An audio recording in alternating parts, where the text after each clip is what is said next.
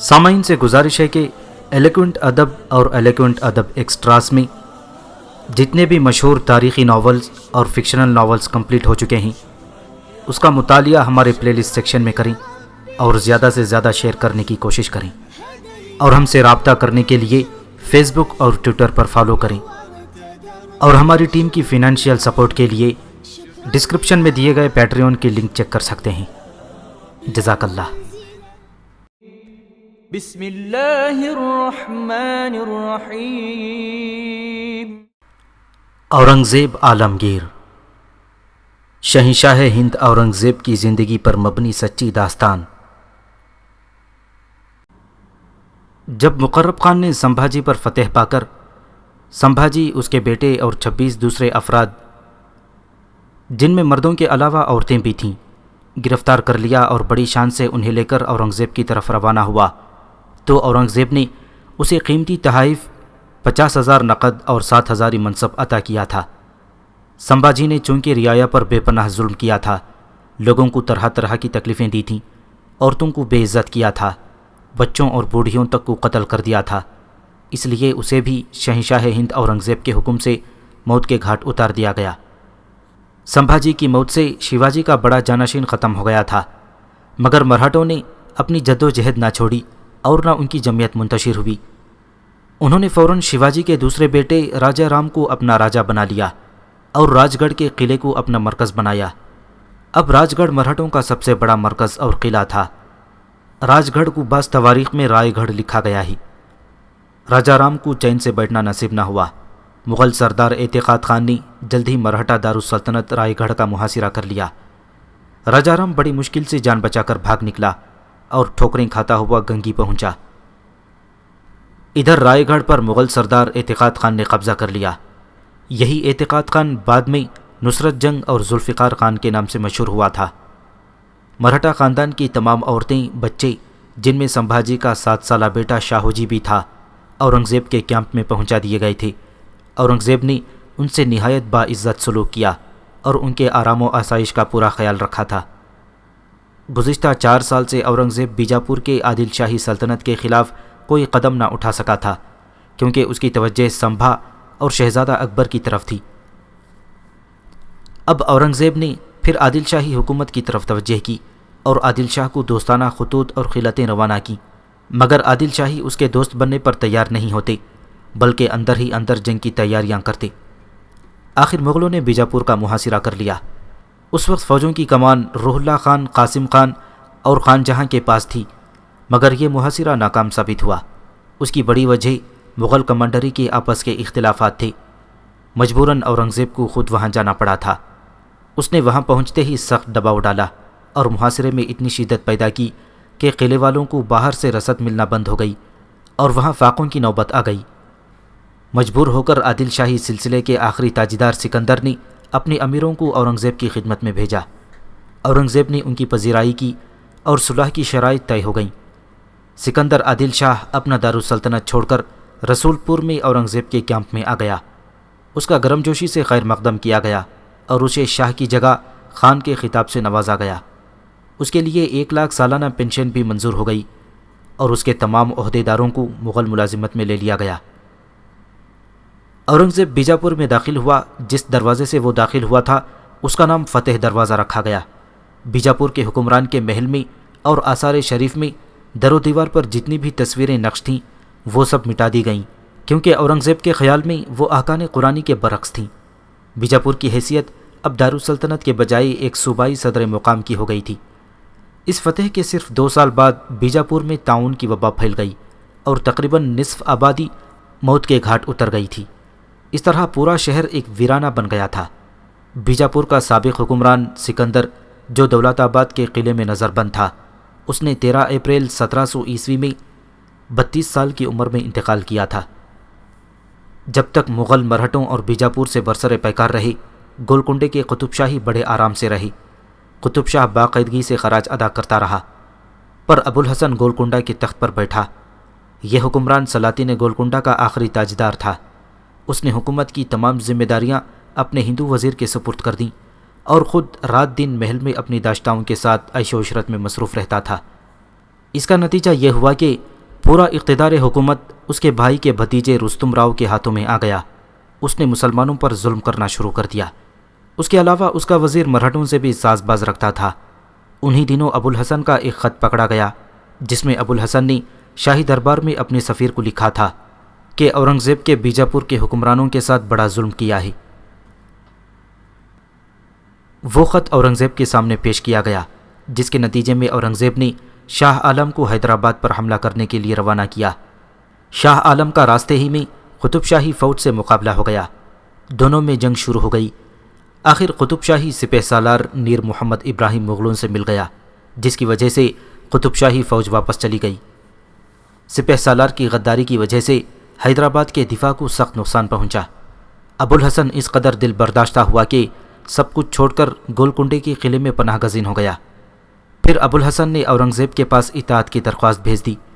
اورنگزیب نے شاہ عالم کی سفارش پر ابو الحسن کو اس شرط پر معافی دی کہ وہ پچھلے واجبات کے طور پر 1,20,00,000 روپے اور سالانہ 2 لاکھ ہن ادا کرے گا۔ اس کے علاوہ وزیر مدنہ اور اکنہ کو برطرف کر دے گا۔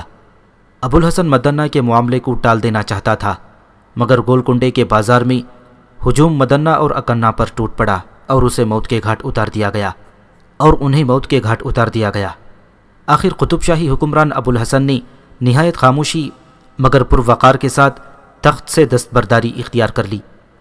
پر جب روح اللہ خان اس کے محل میں اسے گرفتار کرنے پہنچا تو ابو الحسن نے اسے اور اس کے ساتھ آنے والوں کو اپنے ساتھ ناشتے میں شریک کیا، پھر عورتوں اور ملازموں کو تسلیاں دیں اور ایک اسیر کی حیثیت سے مغل کیمپ کی طرف روانہ ہوا۔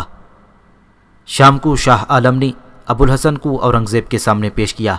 اورنگزیب نے اسے دولت آباد کے قلعے میں نظر بند کرا دیا اور 50,000 سالانہ پینشن مقرر کی۔ گولکنڈے سے مغلوں کو تقریباً 7 کروڑ نقد اور بہت سا سونا چاندی اور جواہرات حاصل ہوئے۔ اورنگزیب یہاں سے فتوحات کرتا ہوا بیجاپور پہنچا تو وہاں تعاون پھیل گیا، جس میں اورنگزیب کی بیوی اورنگ آباد محل اور جسونت سنگھ کے بیٹے محمدی راج کے علاوہ بہت سے عمرہ موت کا لقمہ بن گئے۔ فیروز جنگ بینائی سے محروم ہو گیا۔ اس وبا میں تقریباً 1 لاکھ افراد ہلاک ہوئے تھے۔ جب اورنگزیب راجپوتانہ سے دکن روانہ ہوا تو اس کی فوجوں نے راجپوت ریاست مارواڑ کے اہم شہروں پر قبضہ کر لیا۔ لین راٹھوڑ 27 سال تک مغلوں سے نبرد آزما رہے اور صحراؤں اور پہاڑوں پر قبضے کرتے رہے۔ وہ میدانی علاقوں پر حملہ آور ہو کر مختلف قافلوں کو لوٹ لیتے۔ انہوں نے مغل چوکیوں پر بھی قبضے جما لیے۔ اس لوٹ مار اور بدامنی کی وجہ سے فصلوں کی حالت تباہ ہو گئی اور شدید قحط پڑ گیا۔ راٹھوروں کے درمیان خود بھی اختلافات تھے اور آپس میں لڑتے رہتے تھے۔ اس کی وجہ یہ تھی کہ ان کا سردار ایک بچہ تھا اور قومی رہنما درگا درس دکن میں تھا۔ جب راٹھور مختلف جتھوں کی صورت میں لڑتے رہے، ان کی نہ کوئی مرکزی تنظیم تھی اور نہ کوئی مشترکہ لائحہ عمل تھا۔ چونکہ وہ گوریلا جنگ لڑتے رہتے تھے، اس لیے انہیں اسلحہ کی کمی محسوس نہیں ہوتی تھی۔ اس طرح وہ مغلوں کے لیے مصیبت بنے رہے۔ جب درگاز دکن سے لوٹا اور اجیت سنگھ جو روپوش تھا منظر عام پر آیا تو دونوں نے مل کر راٹھوروں کی قیادت سنبھالی۔ مارواڑ کے میدانی علاقوں سے دشمن کا صفایا کرنے کے بعد انہوں نے مالپورہ اور پارنڈل پر حملہ کر دیا۔ پھر انہوں نے اپنا رخ میوات اور دلی کی طرف کر دیا۔ تاہم وہ اپنے علاقے واپس نہیں لے سکے کیونکہ شجاعت خان جودھ پور کا گورنر تھا۔ اس نے راٹھوروں کی ایک نہ چلنے دی اور 14 سال تک مارواڑ پر اپنی بالادستی قائم رکھی۔ شجاعت خان کی موت کے بعد اعظم شاہ کو جودھ پور کا گورنر بنا کر بھیجا گیا تھا۔ اجیت سنگھ نے اثر نو اپنی ریشہ دیوانیاں شروع کر دی تھیں اور ایک ایک کر کے 6 سال کے عرصے میں پورا مارواڑ بحال کرا لیا تھا۔ باغی شہزادہ اکبر بھاگتے ہوئے اپنی لڑکی صفیت النساء اور لڑکے بلند اختر کو راٹھوروں کے ہاتھوں میں چھوڑ گیا تھا۔ اورنگزیب انہیں ہر حالت میں حاصل کرنا چاہتا تھا۔ درگا داس نے اورنگزیب کے پاس کہلوا بھیجا کہ شہزادی صفیہ اور شہزادہ بلند اختر اس کے پاس، انہیں وہ شہزادہ اکبر ہی کو واپس کرے گا۔ درگا داس نے اورنگزیب کو یہ اطمینان بھی دلایا تھا کہ شہنشاہ کو ننھی شہزادی اور ننھے شہزادے کی طرف سے بالکل مطمئن رہنا چاہیے۔ ان دونوں کو کسی قسم کی تکلیف نہ ہوگی اور ان کے لیے شاہی محل جیسا ماحول پیدا کیا جائے گا تاکہ انہیں اجنبیت محسوس نہ ہو۔ اور یہ حقیقت تھی کہ اجیت سنگھ شہزادے اور شہزادی کو اپنی اولاد کی طرح نہ صرف چاہتا تھا بلکہ ان کا ہر طرح کا خیال رکھتا تھا۔ کتنے ہی نوکر اور نوکرانیاں دونوں کی دیکھ بھال پر مامور تھے۔ ایک دن اجیت سنگھ نے شہزادی سے پوچھا، شہزادی بیٹی، آپ اپنے والد شہزادہ اکبر کے پاس رہنا پسند کریں گی یا اپنے دادا شہنشاہ اورنگزیب کے پاس جانا چاہیں گی؟ شہزادی نے فوراً جواب دیا، میں نہیں جانتی میرا دادا کون ہے، میں اپنے باپ کے پاس جاؤں گی۔ مگر شہزادی بیٹی، اجیت نے سمجھایا، آپ کے والد شہزادے اکبر کا ابھی تک کوئی ٹھکانہ نہیں بنا، وہ آپ کے دادا سے خفا ہیں اور ان کے پاس جانا نہیں چاہتے، اس لیے تو آپ کو میرے پاس امانت کے طور پر رکھ گئے ہیں۔ بس تو پھر میں یہی رہوں گی، میں دادا کے پاس نہیں جاؤں گی۔ شہزادی صفیۃ النساء نے صاف انکار کر دیا، پھر ذرا رک کر کہا، آپ کے پاس آنے سے پہلے مجھے ایک استانی پڑھاتی تھیں، کیا یہاں کوئی استانی مجھے نہیں پڑھا سکتی؟ آپ فکر نہ کیجیے شہزادی، اجیت سنگھ نے اسے اطمینان دلایا، میں بہت جلد آپ کے لیے ایک مسلمان استانی کا انتظام کروں گا جو آپ کو اور شہزادے بہادر کو آپ کے دین کی تعلیم دے گی۔ اجیت سنگھ نے جو کچھ شہزادی سے کہا وہ کر دکھایا تھا۔ دوسرے ہی ہفتے شاہی خاندان کے دونوں بچوں کے لیے ایک استانی آ گئی تھی جس نے شہزادی اور شہزادے کو اسلامی تعلیم دی اور اسلامی تہذیب و تمدن سے روشناس کرایا۔ پھر جب عرصے تک شہزادہ اکبر کی کوئی خیر خبر نہ ملی اور ادھر شہزادہ اورنگزیب کا اپنی پوتی پوتا کو واپسی کا اصرار بڑھتا گیا تو شجاعت خان، وہ اس وقت زندہ تھا، اس کے ذریعے شہنشاہ اور اجیت سنگھ اور درگا داس میں گفتگو شروع ہو گئی۔ اجیت سنگھ دونوں بچوں کو شاہی محل میں بھیجنے پر آمادہ تھا، مگر خود بچے باپ کے پاس جانے کے خواہش مند تھے۔ اجیت سنگھ نے آہستہ آہستہ شہزادی اور شہزادے کو دادا کے پاس جانے پر آمادہ کر لیا۔ پھر اجیت سنگھ نے شاہی خاندان کے افراد کو چند راٹھور سواروں کے پہرے میں شجاعت خان کے پاس بھجوایا، جہاں سے شجاعت خان نے انہیں شہنشاہ اورنگزیب کے حضور پہنچا دیا۔ اورنگزیب پوتی پوتے کو پا کر بہت خوش ہوا تھا، بلکہ یوں کہنا چاہیے کہ اس کی آنکھوں میں خوشی کے آنسو لہرانے لگے تھے۔ اس نے شہزادی صفیۃ النساء کو گود میں اٹھا کر پیار کیا اور کہا، شہزادی، ہم تم دونوں کے لیے کس قدر بے چین تھے، مگر تم ہمارے پاس آنے سے انکار کرتی رہی تھی، آخر اس کی وجہ کیا تھی؟ دادا حضور، شہزادی نے کہا، میں نے اور شہزادے نے کتنے دنوں سے ابا حضور کو نہیں دیکھا، ہم ان کے پاس جانا چاہتے تھے، آپ ابا حضور کو یہاں بلوا لیجئے۔ شہزادے اکبر کے نام پر اورنگزیب چپ ہو گیا تھا۔ اس نے شہزادی کو کوئی جواب نہیں دیا، مگر اس کے چہرے پر غصے کے آثار نمودار ہو گئے۔ معصوم شہزادی نے بھی محسوس کر لیا کہ اورنگزیب کو غصہ آ گیا ہے۔ وہ اس کی گود میں کسمسائی تو اورنگزیب نے اسے گود سے اتار دیا۔ شہزادی نے کہا، دادا حضور، آپ ہمیں چچا اجیت سنگھ کے پاس واپس بھجوا دیجئے، انہوں نے ٹھیک کہا تھا کہ تمہارے دادا حضور ہر وقت غصے سے بھرے رہتے ہیں۔ اورنگزیب لال پیلا ہوتا ہوا بولا، تو یہ اجیت سنگھ ہے جس نے تمہیں ہمارے خلاف بھڑکایا ہے، ہم اسے اس کی سزا ضرور دیں گے۔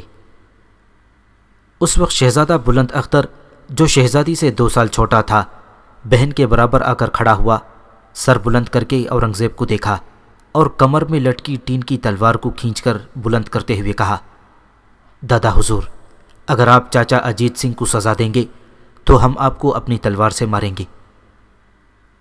اورنگزیب ننھے شہزادے کی زبان سے اس قدر سخت الفاظ سن کر حیران رہ گیا۔ پھر اس نے فرش پر بیٹھ کر شہزادے کے دونوں ہاتھ پکڑے اور کہا، تم نے جاہل اور ان پڑھ راٹھوروں سے یہی سیکھا ہے کہ اپنے دادا کی توہین کرو، اب تمہیں ان کے پاس واپس نہیں جانے دیا جائے گا۔ تم دونوں نرے جانور ہو، یہاں ہم تمہیں پڑھا لکھا کر انسان بنائیں گے۔ دادا حضور، شہزادی نے جواب دیا، چاچا اجیت سنگھ نے ہمیں نہیں پڑھایا، ہمیں ایک استاد اور ایک استانی پڑھاتے تھے۔ چاچا نے انہیں شہر سے بلا کر قلعے میں ہمارے لیے رکھا تھا، میں 2 سال سے استانی سے پڑھ رہی ہوں۔ اورنگزیب نے شہزادی کو گھورا اور پوچھا، کیا پڑھا ہے تم نے استانی سے؟ مسلمانوں کا کلمہ جانتی ہو؟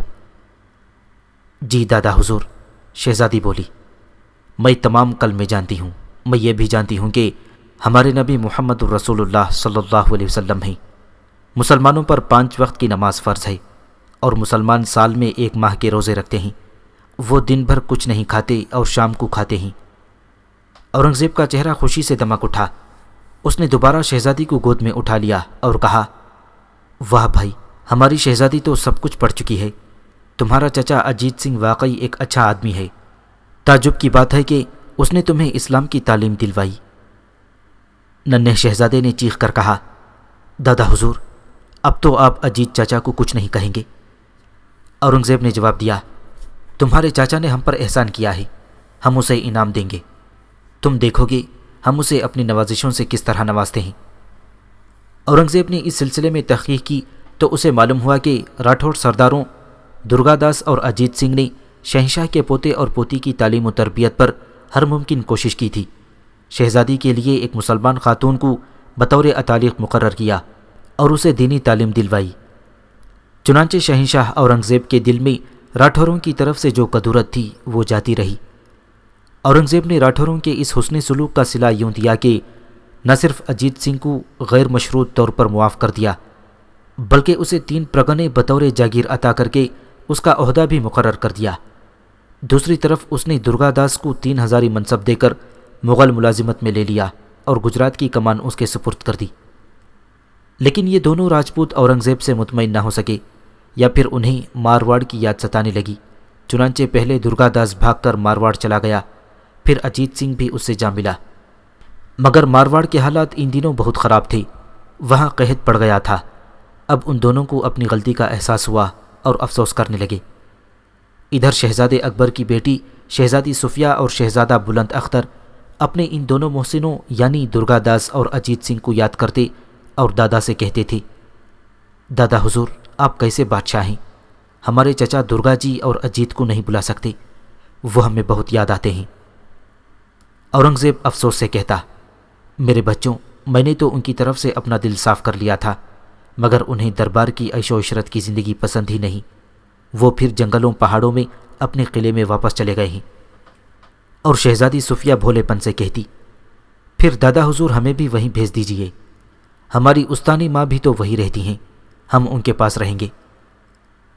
روایت ہے کہ شہنشاہ اورنگزیب نے سرداروں کے ذریعے دونوں کو پیغام بھیجا کہ شہزادی صفیہ اور شہزادہ بلند اختر انہیں بہت یاد کرتے ہیں، وہ واپس آ جائیں، انہیں کچھ نہ کہا جائے گا۔ دونوں راجپوت واپس آنا چاہتے تھے، مگر انہیں خوف تھا کہ وہ انہیں قید کر لیں گے۔ آخر اورنگزیب نے دونوں کے بارے میں فرمان جاری کر دیا کہ انہیں معاف کر دیا گیا ہے اور وہ اپنے اپنے مناصب اور عہدوں پر بحال کیے جاتے ہیں۔ اس فرمان کے جاری ہوتے ہی پہلے اجیت سنگھ آگرہ پہنچ کر حاضر دربار ہوا اور معافی پیش کی۔ اورنگزیب اسے لے کر زندان خانے میں گیا تھا۔ قلعے میں پردہ گرا دیا گیا تھا، مگر شاہی خاندان کی تمام خواتین جھروکوں سے اس اجیت سنگھ کو دیکھنے کے لیے کھڑی ہوئی تھیں جس نے شہزادی صفیہ اور شہزادے بلند اختر کی سفارش پر شہنشاہ نے معاف کر دیا تھا۔ شہزادی اور شہزادہ اجیت سنگھ کو دور سے دیکھتے ہی بھاگ کر ان کے پاس پہنچے اور پیروں سے لپٹ گئے۔ اجیت سنگھ کے آنسو نکل آئی۔ اس نے دونوں کو گود میں باری باری اٹھا کر سینے سے لگایا۔ اورنگزیب نے اجیت سنگھ کو ایک جاگیر عطا کر دی۔ کچھ ہی دن بعد درگا داس کو بھی معافی نامہ بھیج دیا گیا اور شہنشاہ نے اسے دربار میں آنے کا حکم دیا۔ درگا داس شہنشاہ کے حضور حاضر ہوا۔ شہزادی اور شہزادے اس سے مل کر بہت خوش ہوئے۔ شہنشاہ کو ہندوؤں کا دشمن کہا جاتا ہے، مگر شہنشاہ نے درگا داس پر کمال مہربانی فرمائی اور اسے پرانے عہدے پر بحال کر کے پھر گجرات کا حاکم بنا دیا۔ 1706 عیسوی کے آخری دنوں میں اورنگزیب کی تخت نشینی کے لیے کشمکش کا آغاز شروع ہو گیا تھا۔ اورنگزیب اگرچہ ابھی زندہ تھا، مگر دکن میں 30 سال کے دوران اس نے جو کارنامے انجام دیے تھے اس نے اس کے جسم کو چکنا چور کر دیا تھا۔ مرہٹوں کے تمام قلعوں پر مغلوں کا قبضہ ہو گیا تھا۔ بیجاپور اور گولکنڈے کی ریاستیں اورنگزیب کے آگے ہتھیار ڈال چکی تھیں۔ پھر وہ اب تک سول اور فوجی دونوں محکموں کے انتظامات سنبھالے ہوئے تھا۔ 1707 عیسوی میں جب اس کی عمر 91 سال ہوئی تو اس کی حالت بہت خراب ہو گئی تھی۔ وہ وقتی طور پر سنبھل گیا تھا، مگر اسے احساس ہو گیا تھا کہ اس کا آخری وقت قریب ہے۔ چنانچہ اس نے اپنی موت کے بعد خانہ جنگی کو روکنے کے لیے ہر ممکن کوشش کی۔ اس نے کام بخش کو بیجاپور کا گورنر مقرر کر کے 20 فروری کو روانہ کر دیا۔ اس کے 4 دن بعد اورنگزیب نے شہزادہ اعظم کو مالوا کی گورنری دے کر بھیج دیا، لیکن شہزادہ اعظم سفر کے دوران روزانہ کہیں نہ کہیں پڑاؤ کرتا تاکہ اس کی رفتار سست رہے۔ اس کا مقصد یہ تھا کہ اگر اس دوران اورنگزیب وفات پا جائے تو فوراً واپس آ سکے۔ 28 فروری کو اورنگزیب شدید بخار میں مبتلا ہو گیا۔ اس کے باوجود وہ 3 دن تک دربار لگاتا رہا اور نماز پنجگانہ باقاعدگی کے ساتھ ادا کرتا رہا۔ اس دوران اس نے شہزادے اعظم اور کام بخش کو خطوط بھی لکھے جن میں نصیحت کی گئی تھی کہ وہ رعایا کے ساتھ اچھا سلوک کریں اور خانہ جنگی کے بیج بونے کے بجائے بھائیوں کی طرح امن و سکون اور محبت کے ساتھ رہیں۔ اورنگزیب نے ان خطوط میں فانی دنیا کی ہر فانی چیز کے بارے میں بھی بہت کچھ لکھا۔ پھر 3 مارچ 1707 عیسوی کو وہ الصبح اپنی خوابگاہ سے نکلا۔ اس نے فجر کی نماز ادا کی اور پھر تلاوت قرآن پاک شروع کی، جس کے اختتام پر اس نے کلمہ پڑھا اور اس کے ساتھ بے ہوش ہو گیا۔ ایک روایت کے مطابق اورنگزیب عالمگیر کا انتقال صبح 8 بجے ہوا تھا۔ شہزادہ محمد اعظم شاہ، جس نے 10 دن میں صرف 40 میل کا فاصلہ طے کر لیا تھا، اورنگزیب کی وفات کی اطلاع پا کر 4 مارچ کو احمد نگر واپس آ گیا۔ شہزادے اعظم نے شہنشاہ کی تہجیز و تکفین میں حصہ لیا، پھر کچھ دیر جنازے کے ساتھ چلنے کے بعد واپس آ گیا۔ اورنگزیب کا جنازہ دولت آباد سے 4 میل کے فاصلے پر شیخ زین الحق کے مزار کے قریب دفن کرنے کو بھیج دیا گیا۔ اس جگہ کا نام خلد آباد رکھا گیا اور اس کے ساتھ ہی اورنگزیب کے نام کے ساتھ خلد مکان کے الفاظ سرکاری طور پر استعمال کیے جانے لگے۔ اورنگزیب کی تمام زندگی یہی کوشش رہی کہ بر صغیر پر ایک ایسی مضبوط حکومت قائم ہو جائے جہاں انصاف کا دور دورہ ہو، لیکن اس کے خواب شرمندہ تعبیر نہ ہو سکے۔ ہر چند کے اس نے مرہٹوں کے تمام قلعوں پر قبضہ کر لیا تھا۔ بیجاپور اور گولکنڈہ بھی سلطنت مغلیہ میں شامل کر لیے گئے تھے۔ پھر بھی اورنگزیب کی حکومت کا آخری دور لاقانونیت کی زد میں رہا۔ ضعیف العمری میں وہ بالکل تنہا رہ گیا تھا اور اس تنہائی کا اسے شدید احساس تھا۔ اس کے تمام پرانے اور قابل اعتماد امراء اور دوست وفات پا چکے تھے۔ صرف ایک اسد خان تھا جو نہ صرف اس کا وزیر اعظم بلکہ ایک قابل اعتماد دوست بھی تھا۔ آخری زمانے میں اس کے دربار میں صرف جوان خون نظر آتا، لیکن وہ جوان ذمہ داریاں سنبھالنے سے گریزاں اور سازشوں کے ذریعے ایک دوسرے پر سبقت لے جانے کی کوششوں میں لگے رہتے تھے۔ اورنگزیب کو آخری زمانے میں اپنی چہیتی بیٹی زیب النساء کی موت کا بھی شدید صدمہ برداشت کرنا پڑا تھا۔ اس کا باغی بیٹا شہزادہ اکبر 3 سال سے جلا وطنی کی زندگی گزار رہا تھا۔ اورنگزیب کی آخری بیٹی گوہر آرا نے بھی 1 سال سے پہلے اسے داغ مفارقت دیا تھا۔ آخری وقت میں اس کا ساتھ صرف اس کی بہن زیب النساء نے دیا۔ اورنگزیب کے سلسلے میں اگر ایسٹ انڈیا کمپنی اور مکار انگریز تاجروں کا مختصر سا ذکر نہ کیا جائے تو بات نامکمل رہ جائے گی۔ اس لیے انگریزوں نے بھی اورنگزیب کو پریشان کرنے کی کوششیں کی تھیں، مگر اورنگزیب کے سخت انتظام اور مضبوط گرفت کی وجہ سے وہ کچھ نہ کر سکے تھے۔ انگریزوں کی ایسٹ انڈیا کمپنی نے 1612 عیسوی میں سورت کی بندرگاہ سے تجارت کا آغاز کیا تھا۔ اس کمپنی نے آگرہ اور دہلی سے چیزیں حاصل کر کے انگلستان کی بنی ہوئی اشیاء وہاں فروخت کرنی شروع کر دیں۔ اس کمپنی کی ایک شاخ مسولی پٹنم میں بھی تھی۔ بندرگاہ اس وقت تک قطب شاہ کے علاقے میں شامل تھی۔ انگریزوں نے ہری پور میں 2 کارخانے بھی کھول دیے تھے، مگر مدراس میں فورٹ سینٹ جارج کی بنیاد رکھی گئی۔ یہ علاقہ مغل سلطنت میں شامل نہ تھا۔ 1651 عیسوی میں انگریزوں نے بنگال میں پہلا تجارتی دفتر کھولا۔ انگریز مختلف علاقوں سے ریشم، چینی اور اسی قسم کی اشیاء خرید کر باہر بھیجا کرتے تھے۔ اس وقت صوبہ بنگال کا گورنر شاہ جہاں کا بیٹا شہزادہ شجاع تھا۔ اس نے انگریزوں کو 3000 روپے سالانہ کے عوض تجارت کرنے کی اجازت دے دی۔ 10 سال بعد انگریزوں نے ہندوستان میں تمام انگریز دفاتر کی تنظیم نو کی، جو آزاد حکومتوں کے قیاس کے مترادف تھا۔ مدراس میں صدر دفتر تھا جہاں کمپنی کا سربراہ بیٹھا کرتا تھا، اور سورت اور مدراس کی کمپنیاں اس کے ماتحت کام کرتی تھیں۔ بنگال میں تجارت بڑی تیزی سے بڑھی، یہاں تک کہ اس صوبے سے برآمدات کی مالیت 34,000 پاؤنڈ سالانہ ہو گئی تھی۔ انگریزوں سے یورپ سے رنگ ساز بھی بلوائے تاکہ وہ ریشم کے رنگ کا معیار بلند کر سکیں۔ شہزادہ شجاع کے بنگال سے واپس جانے کے بعد انگریزوں کو مغلوں سے کچھ شکایات پیدا ہو گئیں۔ پہلے وہ اپنی برآمدات پر سالانہ 3000 روپے بطور کسٹم ادا کیا کرتے تھے، لیکن اب ان سے برآمدات کے اعتبار سے کسٹم وصول کرنے کا مطالبہ کیا جا رہا تھا۔ انگریزوں کا کہنا تھا کہ 1680 عیسوی کو اورنگزیب نے فرمان جاری کیا، اس کے تحت 3.5% ڈیوٹی ادا کرنی ہوتی تھی، جبکہ انہیں مغل سلطنت میں تمام مقامات پر کسٹم کی ادائیگی کے بعد تجارت کرنے کی اجازت تھی۔ انگریزوں کو دوسری شکایت یہ تھی کہ راہداری کی فیس، تحائف، کلرک کی فیس اور شہنشاہ کے حکم کے تحت بعض مصنوعات کی مفت سپلائی کا سلسلہ ختم کر دیا جائے۔ انہیں تیسری شکایت یہ تھی کہ بعض افسران کا تجارتی سامان کھول کر معائنہ کرتے، پھر بہت سا سامان کم قیمت پر خرید کر اسے مارکیٹ میں فروخت کر دیتے تھے۔ جہاں تک انگریزوں کے پہلے مطالبے کا تعلق تھا وہ ناجائز تھا، کیونکہ مغل سلطنت میں تمام تاجروں پر 2.5% کسٹم ڈیوٹی عائد تھی۔ اس کے مقابلے میں انگریزوں پر 1% زیادہ عائد کی گئی، کیونکہ وہ جزیہ نہیں دیتے تھے۔ جہاں تک دوسرے اور تیسرے مطالبے کا تعلق ہے، اورنگزیب نے نہایت سختی کے ساتھ اپنے اقدامات کی ممانعت کر دی تھی اور ایسے اقدامات کو غیر قانونی قرار دیا تھا۔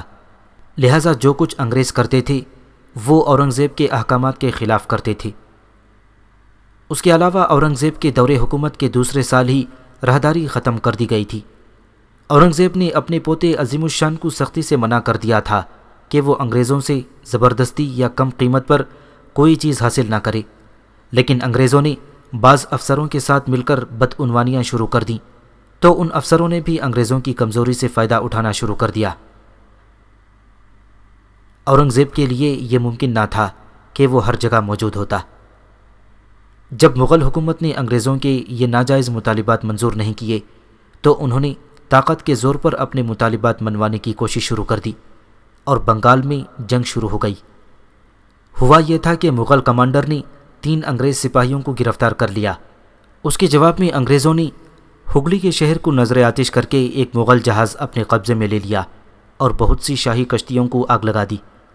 پس بنگال کے گورنر شائستہ خان نے تمام انگریز کارخانوں پر قبضہ کر لیا۔ انگریز ہگلی سے فرار ہو گئے تھے اور پھر انہوں نے سٹیا برج کے قریب ایک عمارت کو آگ لگا دی اور تھانے کے حلقے پر حملہ کر دیا، اور اس کے بعد انہوں نے ایک جزیرے پر بھی قبضہ کر لیا۔ خلیج بنگال میں انگریزوں کی فوجیں اکٹھا ہو گئی تھیں۔ انہوں نے بالاشور کے شہر کو لوٹ کر آگ لگا دی اور مغل جہازوں کو تباہ کر دیا۔ گورنر نے فوراً انگریزوں کی سرکوبی کے لیے فوج روانہ کر دی۔ انگریزوں نے فوراً جزیرہ خالی کر دیا۔ پھر اگست 1687 عیسوی میں شائستہ خان نے انگریزوں کو نئی شرائط کے تحت تجارت شروع کرنے کی اجازت دے دی۔ آئندہ سال ہیت کو ایسٹ انڈیا کمپنی کا ایجنٹ بنا کر بھیجا گیا۔ اس نے بنگال خالی کر دیا اور چٹاگانگ کو تجارت کے لیے ایک محفوظ اور آزاد اڈہ بنانے کی کوشش شروع کر دی۔ اس نے آتے ہی بالاسور کے قلعے کے نقصان پہنچایا اور لوگوں پر انتہائی مظالم ڈھائے تھے، لیکن ہیت کو مدراس واپس بلا لیا گیا۔ اورنگزیب کو انگریزوں کی ان کارستانیوں کی اطلاع ملی تو اس نے انگریزوں کی گرفتاری کا حکم دے دیا اور پوری مغل سلطنت میں ان کی تجارت پر پابندی لگا دی، مگر جلدی ان سے صلح ہو گئی، کیونکہ حاجیوں کے جہازوں کو سمندروں میں محفوظ رکھنا ضروری تھا اور انگریز سمندر میں طاقتور تھے۔ 1690 عیسوی میں انگریزوں سے ایک معاہدہ ہو گیا اور بنگال کے نئے گورنر ابراہیم خان نے انگریز ایجنٹ چارنوک کو کلکتہ آنے کی اجازت دے دی، اور یہی وہ دن تھا جب شمالی ہند میں برطانوی اقتدار کی بنیاد پڑی۔ اس کے بعد ایک اور انگریز بحری قزاق ولیم کڈ اپنے 300 ہمراہیوں کے ساتھ بحر ہند پر قابض ہو گیا۔ اس نے افریقہ کے جزیرے مڈغاسکر میں اپنا اسلحہ خانہ بنوایا اور وہاں سے پورے بحر ہند میں جہازوں کو لوٹنا شروع کر دیا۔ اس نے ایک ممتاز مغل امیر مخلص خان کے ایک جہاز پر اور ایک ویلنڈیزی یعنی ہالینڈ کے بحری قزاق نے سورت کے حسن ہمدان کے جہاز پر قبضہ کر لیا، جو تقریباً 15 لاکھ کی مالیات کا تھا۔ ان حالات سے تنگ آ کر مغل حکومت نے انگریزوں، فرانسیسیوں اور ویلندیزوں کے تمام کارخانے بند کرا دیے اور ان کے دوستوں کو بھی سزائیں دی۔ اس کے بعد ایک اور معاہدہ ہوا جس کے تحت ویلندیزوں نے حاجیوں کے جہازوں کی حفاظت کی ذمہ داری قبول کی۔ انہوں نے 70,000 اور انگریز نے 30,000 ہرجانہ ادا کیا اور خلیج فارس میں مغل جہازوں کی ذمہ داری قبول کی، مگر قزاقوں نے پھر بدعہدی کی۔ انہوں نے سورت کے 2 جہاز قبضے میں لے لیے۔ اس پر سورت کے نئے گورنر اعتبار خان نے انگریزوں، ولندیزیوں اور مقامی ولندیزیوں سے 6 لاکھ روپے بطور ہرجانہ وصول کیا۔ تاہم شہنشاہ اورنگزیب نے اتنے زیادہ ہرجانے پر اعتراض کیا اور کچھ رقم انہیں واپس کرا دی۔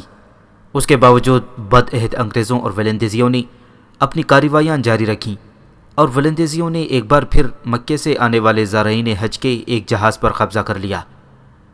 جب اورنگزیب نے محسوس کیا کہ بحری قزاقوں پر انگریزوں اور ولندیزی تاجروں کا کوئی اختیار نہیں، تو اس نے فرمان جاری کر دیا کہ تاجروں سے کوئی جرمانہ نہ وصول کیا جائے کیونکہ وہ بے گناہ ہیں۔ اورنگزیب کا شمار بر صغیر کے اہم ترین حکمرانوں میں ہوتا ہے۔ ہندوؤں اور انگریزوں نے اورنگزیب کو بدنام کرنے کے لیے بہت سے الزام تراشے ہیں، مگر یہ حقیقت ہے کہ اورنگزیب نے کسی مذہب کے لوگوں سے کوئی ناروا سلوک نہیں کیا۔ وہ شروع سے ہی انصاف پسند تھا۔ اس کی پوری زندگی شریعت اسلامی کی پیروی میں گزری۔ اورنگزیب حلال کمائی پر یقین رکھتا تھا۔ یہی وجہ ہے کہ شہنشاہ ہونے کے باوجود اس کی زندگی سادگی کے ساتھ گزری۔ اسے عیش و عشرت سے کوئی لگاؤ نہ تھا۔ اگرچہ ایام شہزادگی میں اس کی طبیعت میں کچھ رنگینی تھی، لیکن بادشاہت کی ذمہ داری پڑتے ہی اس سے تمام کام چھوٹ گئے اور وہ ایک دیندار بادشاہ کے نام سے مشہور ہوا۔ اس کی تمام زندگی امور سلطنت اور حکومت کے استحکام کی کوششوں میں گزری۔ جھوٹ سے نفرت اور انصاف سے محبت اس کی طبیعت کا خاصہ تھا۔ اورنگزیب صبر و تحمل سے کام لیتا تھا، اس لیے اس نے ابتدائی زندگی سے ہی اپنے آپ کو حکومت کی ذمہ داری سنبھالنے کا اہل بنا لیا تھا۔ خود اعتمادی، علم، قوت ارادی اور اپنے آپ پر گرفت، یہ وہ خوبیاں تھیں جنہیں اورنگزیب نے اپنایا تھا۔ علم سے اسے اس قدر عشق تھا کہ موت کے دن تک شدید علالت کے باوجود وہ مطالعے میں مصروف رہا۔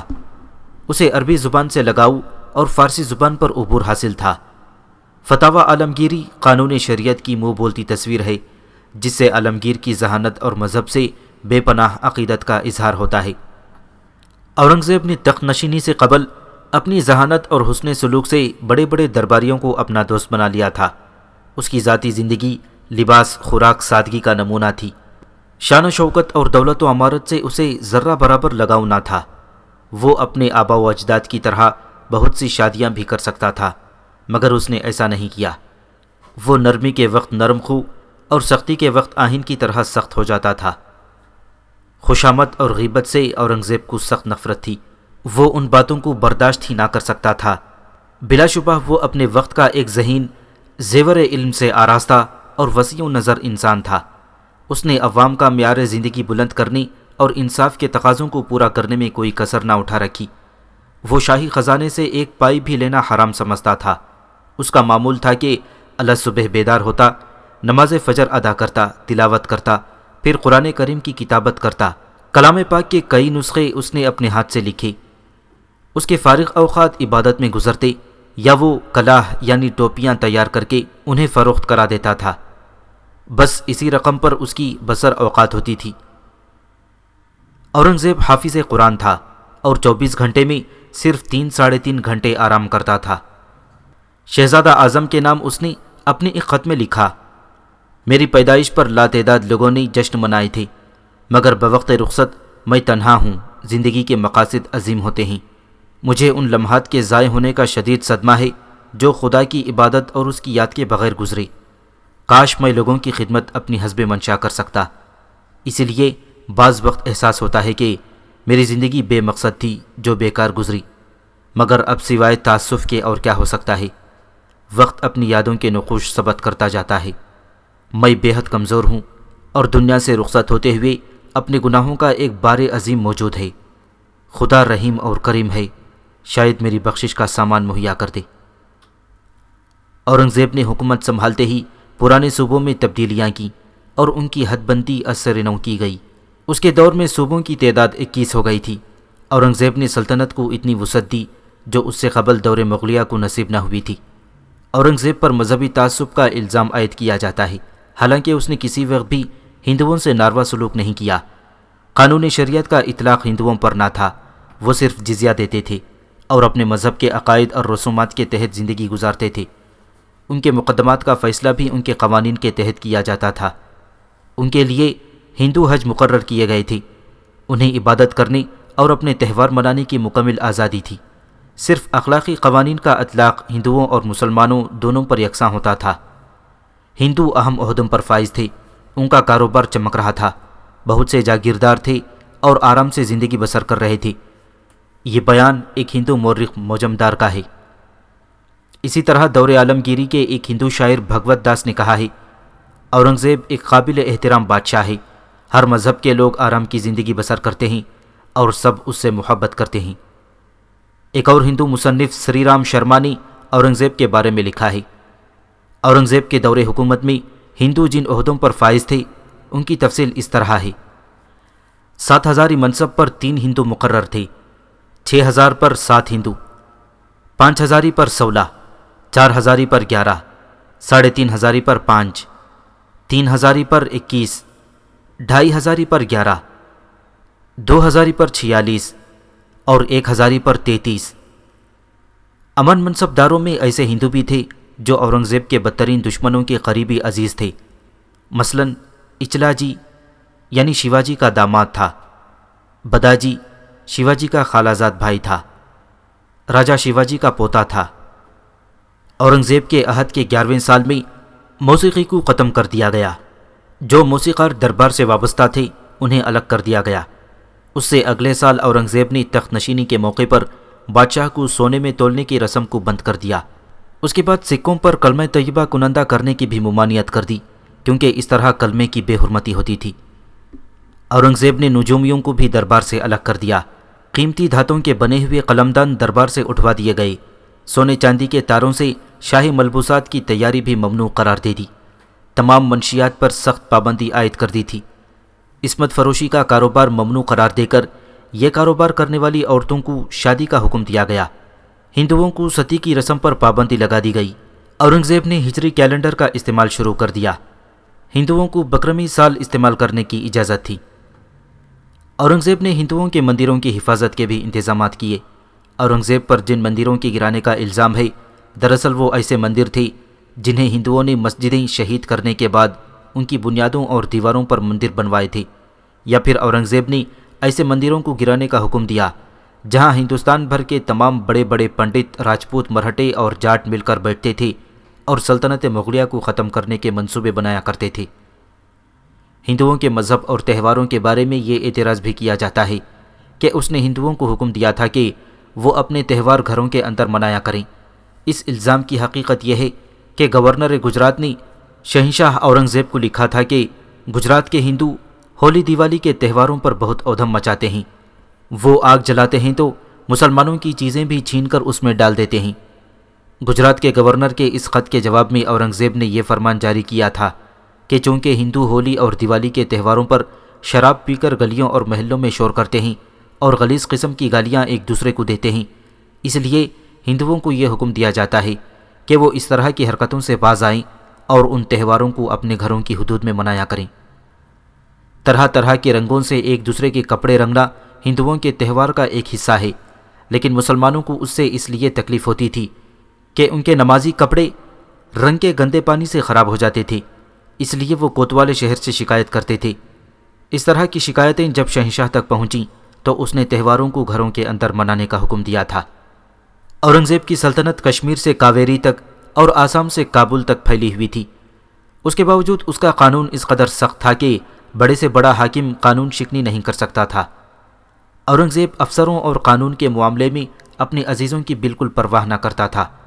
وہ خود افسر مقرر کرتے وقت اپنے عزیزوں کے بارے میں کوئی رعایت نہ کرتا اور تمام محکموں کو حکم دیتا تھا کہ وہ ملازم رکھتے وقت صرف امیدواروں کی اہلیت اور قابلیت دیکھیں، یہ نہ دیکھیں کہ وہ کس کا بھائی ہے اور کس کا بیٹا ہے۔ اورنگزیب جب کسی کو حاکم بناتا تو اسے زبانی اور تحریری ہدایت دیتا تھا اور عوام کو حکم تھا کہ اپنے حاکم یا خود شہنشاہ کے پاس اپنی شکایت لے کر حاضر ہو سکتا ہے۔ اس کا یہ نتیجہ نکلا کہ گورنر تک کسی پر زیادتی کرنے کی جرات نہ کر سکتا تھا۔ اورنگزیب کا خود قول ہے کہ اسے کسی کے ساتھ انصاف کرنے کی خود خوشی حاصل ہوتی ہے، وہ اور کسی کام سے حاصل نہیں ہوتی۔ اورنگزیب کی حکومت کے 21 اور بعض روایتوں کے مطابق 24 صوبے تھے۔ ہر صوبے کا سربراہ گورنر ہوتا ہے، اس کے ماتحت محتسب، قاضی، دیوان اور بخشی ہوتے ہیں۔ فوج کا صوبائی سربراہ کمانڈو کہلاتا تھا۔ ماتحت افسران گورنر کے گورنر شہنشاہ کو جواب دہ ہوتے تھے۔ اس کے علاوہ رپورٹنگ کا ایک خفیہ ادارہ تھا، یہ واقع توس کہلاتے تھے۔ یہ لوگ براہ راست شہنشاہ کے ماتحت ہوتے تھے اور اپنے علاقے کے خاص حالات سے شہنشاہ کو آگاہ کرتے رہتے تھے۔ چونکہ یہ گورنر کے ماتحت نہ ہوتے تھے، اس لیے گورنر کے بارے میں بھی بالکل صحیح رپورٹ شہنشاہ کو روانہ کرتے۔ اس محکمے کی اس قدر تھی کہ اگر گورنر کے خلاف رپورٹ جاتی جسے پرچہ لگانا کہا جاتا تھا تو گورنر تک اس رپورٹ پر معزول کر دیا جاتا تھا۔ اورنگزیب سے پہلے عوام ٹیکسوں کے بوجھ تلے دبے ہوئے تھے۔ ان ٹیکسوں کی تعداد 60 سے 80% تک تھی۔ اورنگزیب نے لاتعداد ٹیکس منسوخ کر دیے۔ اس سے اگرچہ سرکاری خزانے کو نقصان پہنچا مگر پیداوار میں اضافہ ہوا، جس سے مالیہ زیادہ ملا اور حکومت کو یہ خسارہ اس سے پورا ہو گیا۔ مسلمانوں سے زکوٰۃ اور ہندوؤں سے جزیہ وصول کیا جاتا تھا۔ جزیہ دینے والے ہندوؤں پر کوئی اور ٹیکس نہیں لگتا تھا۔ اورنگزیب نے 50 سال حکومت کی۔ اس کے سکے ایسے مقامات پر ڈھلے جہاں اس سے پہلے نہیں ڈھلتے تھے۔ اس کے ٹکسالوں کی تفصیل مندرجہ ذیل ہے۔ آگرہ یعنی اکبر آباد، لاہور، شاہ جہاں آباد یعنی دہلی، برہان پورہ، پٹنہ، سورت، کٹھڑا، کابل، اجمیر، ملتان، ٹرنول، جوناگڑھ، اٹاڑہ، اورنگزیب آباد، گولکنڈہ، مچھلی بندر، احمد نگر، بیجاپور، مدراس، نصرت آباد بریلی، لکھنؤ، عالمگیر پور، ظفر پور اور ظفر آباد۔ فتح دکن کثیرہ اورنگزیب کی آخری بڑی فتح بیان کی جاتی ہے۔ اس نے اس مہم کی ایک بات کی نگرانی کی تھی۔ کہا جا سکتا ہے کہ اس مہم میں اس نے جسم پر کیا اثرات ڈالے کہ جب وہ اس سے 8 میل کے فاصلے پر دیواپور کے قصبے میں آرام کے واسطے رکا تھا تو اسے اپنے جسم کی ہر توانائی ساتھ چھوڑتے ہوئے محسوس ہو رہی تھی۔ اس کی بیماری نے پورے لشکر کو دل شکستہ کر دیا تھا۔ ہر شخص پریشان تھا کہ اگر شہنشاہ انتقال کر گیا اور تمام نظام تسبیح کے دانوں کی طرح بکھر جائے۔ خود اورنگزیب کو بھی اس کا احساس تھا اور یہ اس کی خود اعتمادی تھی کہ صرف 2 ہفتہ بیمار رہنے کے بعد اس نے خود کو اپنے معمول کے کاموں میں مصروف کر لیا۔ وہ شکایتیں اور عرضیاں سنتا، احکام اور فرمان جاری کرتا، دربار لگاتا اور نئے مفتوحہ علاقوں کی نظم و نسق میں دلچسپی لیتا۔ دیواپور کا قیام عارضی تھا۔ بیماری سے صحت پانے اور وہاں کا انتظام کرنے کے بعد اورنگزیب احمد نگر روانہ ہوا اور 1.5 ماہ کے سفر کے بعد بہادر گڑھ پہنچا۔ وہاں اس نے رمضان کا مہینہ گزارا۔ باوجود ضعیف اور کمزور ہونے کے اس نے رمضان کے پورے روزے رکھے، پھر عید میں اپنی فوج کی مسرتوں میں حصہ لیا۔ اس کے بعد پھر احمد نگر روانہ ہوا۔ احمد نگر میں وہ 1 سال ٹھہرا اور یہ سال اس کی زندگی کا آخری سال تھا۔ اورنگزیب نے 30 سال تک مرہٹوں سے جنگ کی۔ مرہٹوں پر اس کا اتنا رعب تھا کہ جب وہ دیواپور سے بہادر گڑھ کی طرف بڑھ رہا تھا تو اس کے کیمپ سے تھوڑے فاصلے پر مرہٹوں کی ایک بڑی فوج موجود تھی، مگر اس بڑی فوج نے شہنشاہ کی پالکی پر حملہ کرنے کی جرأت نہ کی، بلکہ جب شہنشاہ نے خان عالم کو مرہٹوں کی فوج کی طرف بھیجا تو مرہٹے سر پر پیر رکھ کر اس طرح بھاگے جیسے اس کا وجود محض ایک افواہ تھی۔ اسی دوران مرہٹے اورنگ آباد کی سرحد پر ظاہر ہوئے، مگر جب بادشاہ نے نصرت جنگ کو ان کے تعاقب میں بھیجا تو مرہٹے بھاگے اور نصرت جنگ انہیں 60 میل تک بھگاتے چلے گئے۔ انہوں نے مرہٹوں کو قدم قدم پر مارا اور انہیں کسی جگہ قدم نہیں جمانے دیے، یہاں تک کہ مرہٹوں کو مہادیو کی پہاڑیوں میں چھپ جانا پڑا۔ چنانچہ اگر یہ کہا جائے کہ بادشاہ کی زندگی کے آخری دنوں میں مرہٹوں کے پاس مہادیو کی پہاڑیاں یا دوسری تنگ اور ناقابل عبور جگہیں، ان کے علاوہ کوئی مرہٹوں کی پناہ گاہیں باقی نہیں رہ گئی تھیں، ورنہ ان کے پاس 600 میل کے پورے علاقے میں ایک قلعہ بھی باقی نہ رہ گیا تھا جس پر مغلوں نے قبضہ نہ کر لیا ہو۔ یہی نہیں بلکہ مرہٹوں سے چھینے ہوئے اس پورے علاقے میں اورنگزیب کو عدل و انصاف اور امن و امان کا نگران سمجھا جاتا تھا۔ اس سارے علاقے کے لوگ دعائیں مانگتے تھے کہ اورنگزیب کا سایہ ان کے سروں پر رہے، جبکہ جو علاقے مرہٹوں کے پاس تھے تو عوام مسلمانوں کی آمد کی آرزو کرتے تھے۔ اس زمانے میں سورت میں انگریزی فیکٹری کے ایک مینیجر نے دوسری فیکٹری کے نام ایک مراسلہ لکھا جس کا مفہوم یہ ہے: ہماری پریشانیاں روز بروز بڑھ رہی ہیں اور ہم اپنے کارخانے کی ترقی کا اس وقت تک کوئی توقع نہیں رکھتے جب تک شیواجی مرہٹے کا راج ہے۔ اس نے اور اس کے آدمیوں نے ملک کو اس طرح بری طرح لوٹا ہے کہ لوگوں کے پاس آئندہ فصل کے لیے بیج تک نہیں، اور آئندہ سال غلے کی کمی کے سبب لوگ ایک دوسرے کو کھائیں گے۔ تمام لوگ دعائیں مانگتے ہیں کہ مسلمان پھر سے آ جائیں اور اس ملک پر دوبارہ قبضہ کر لیں۔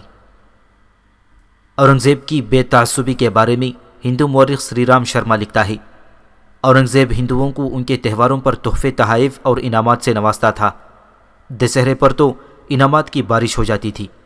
اس طرح ایک مغربی سیاح مسٹر برنیر جو اورنگزیب عالمگیری کے دور سے تعلق رکھتا ہے، اس نے لکھا ہے، میں نے دیکھا ہے کہ دسہرے کے موقع پر گنگا اور جمنا پر ہندو اسنان یعنی غسل کے لیے جمع ہوتے ہیں۔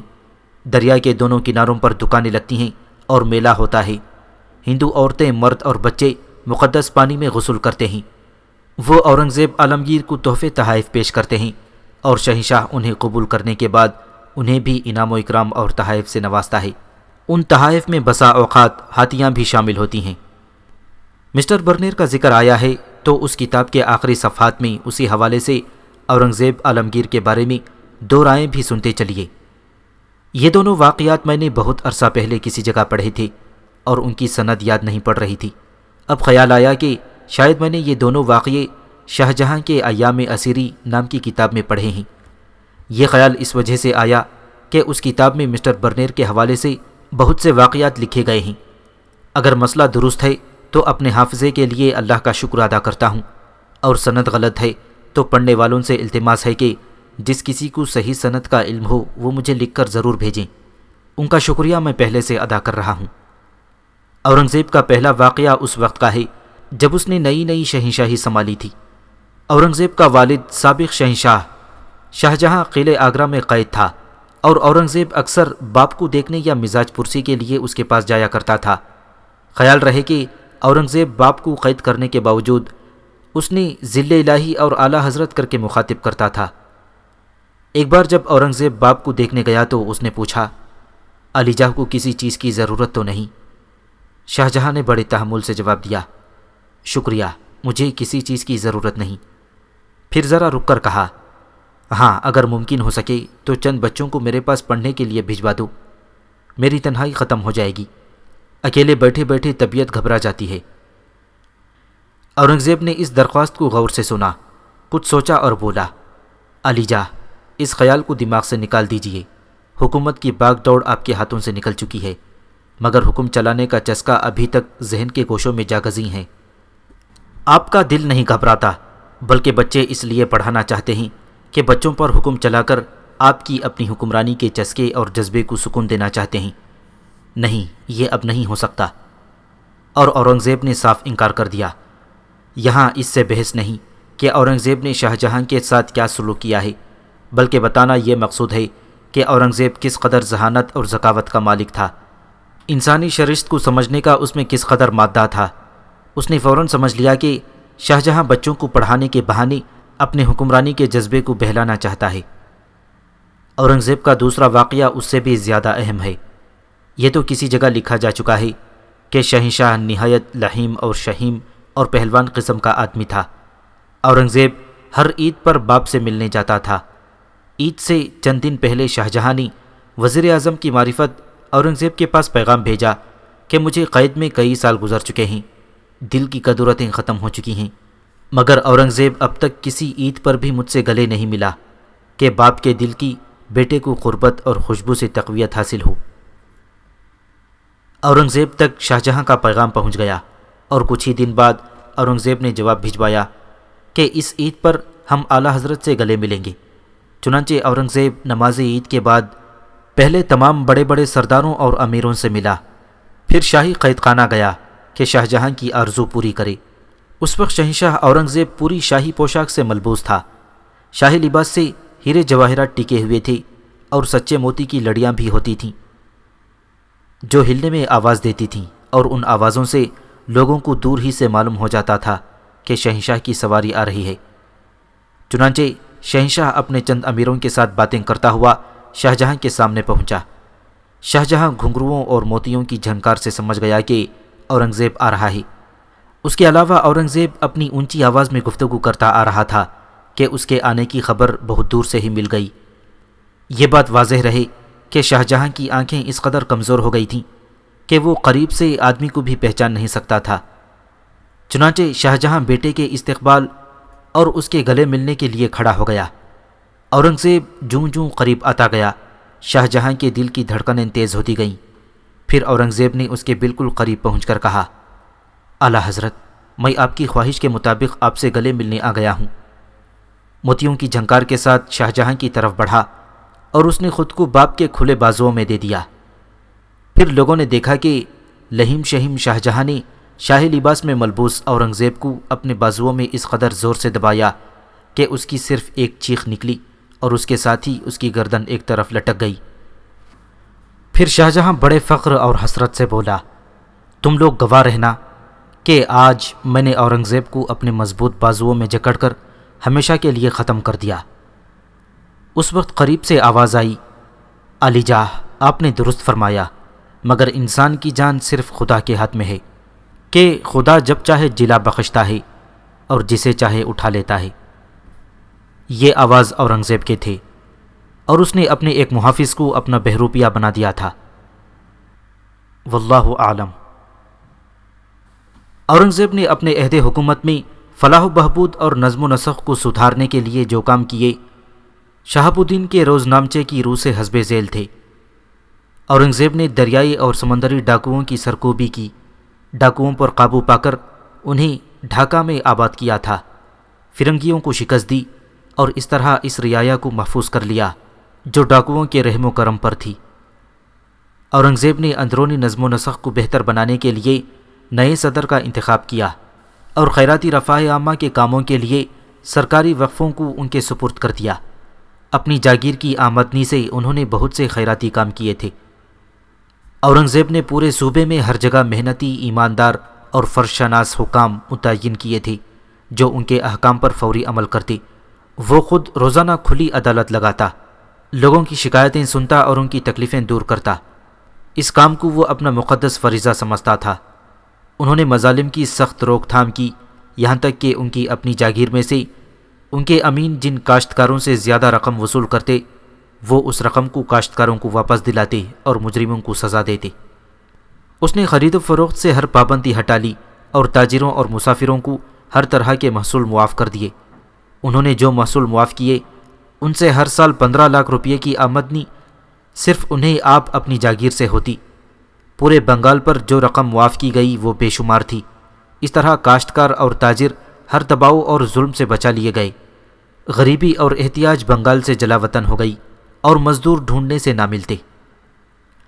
لوگ کہتے ہیں کہ اورنگزیب کی ناکامی اس کی سلطنت کی غیر معمولی وسعت تھی، لیکن اگر اس کے جانشین اس کی وصیت پر عمل کرتے اور حکومت کی تقسیم اسی طرح کرتے جس طرح اس نے مرتے وقت تقسیم کرنے کا مشورہ دیا تھا، تو ان کی حکومت پر کبھی زوال نہ آتا اور مغل سلطنت ہندوستان سے کبھی ختم نہ ہوتی۔ مگر افسوس، ان میں کوئی اورنگزیب نہ تھا اور اورنگزیب روز پیدا نہیں ہوتے۔ اللہ کی ہزار ہزار رحمتیں اس کی روح کے شامل حال ہوں، آمین۔